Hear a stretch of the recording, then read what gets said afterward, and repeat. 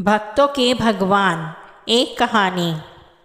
एक विधवा औरत थी, उसके 2 बालक थे। वह गरीब होने के कारण उनका पालन पोषण करने में असमर्थ हो रही थी। एक दिन जब बच्चे पाठशाला से पढ़कर आ रहे थे तो उन्हें रास्ते में भय लगने लगा। दोनों बच्चों ने माँ से कहा, माँ, दूसरे बालकों के साथ उनके नौकर पाठशाला तक जाते हैं, हमें भी डर लगता है, हमारे साथ भी एक नौकर भेज दिया करो। माँ ने आंसुओं को रोकते हुए कहा, बच्चों, डरने की क्या बात है?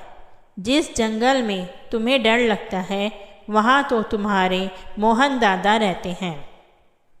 दूसरे दिन जब बच्चों को डर लगने लगा तो उन्होंने मोहन दादा को आवाज़ लगानी शुरू कर दी।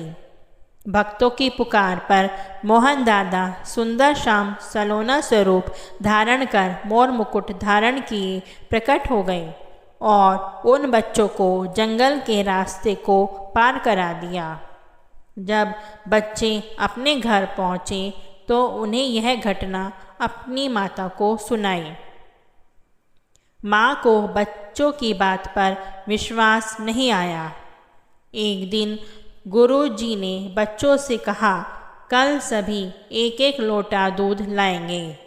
दोनों बच्चों ने जब अपनी माता को बताया कि गुरुजी ने 1 लोटा दूध मंगाया है तो माँ ने कहा, बेटा, हमारे पास इतने पैसे नहीं हैं, मैं दूध कहाँ से लाऊंगी? बेचारे उसके दोनों बच्चे चुप हो गए।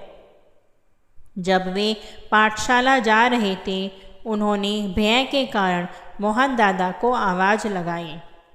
मोहन दादा के आने पर बच्चों ने कहा, गुरुजी ने दूध मंगाया है।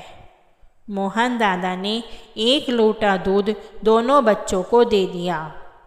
जिन बच्चों के पास बड़े बड़े लोटे थे, गुरुजी पहले उनका दूध ले रहे थे। सबसे अंत में जब गुरुजी ने उन दोनों बच्चों का दूध का लोटा अपने बर्तन में उड़ेलने लगे तो उनका बर्तन दूध से भर गया, परंतु लोटा फिर भी खाली नहीं हुआ। गुरुजी ने उनसे पूछा, बेटा, तुम यह दूध कहाँ से लाए हो? बच्चों ने बताया, यह हमारे मोहन दादा ने दिया था। गुरुजी ने कहा, तुम हमें अपने मोहन दादा के पास ले चलो। जंगल में पहुंचकर दोनों बच्चों ने मोहन दादा को आवाज़ लगाई तो मोहन दादा प्रकट हो गए। उनके दर्शन कर गुरुजी समझ गए कि ये भगवान श्री कृष्ण है।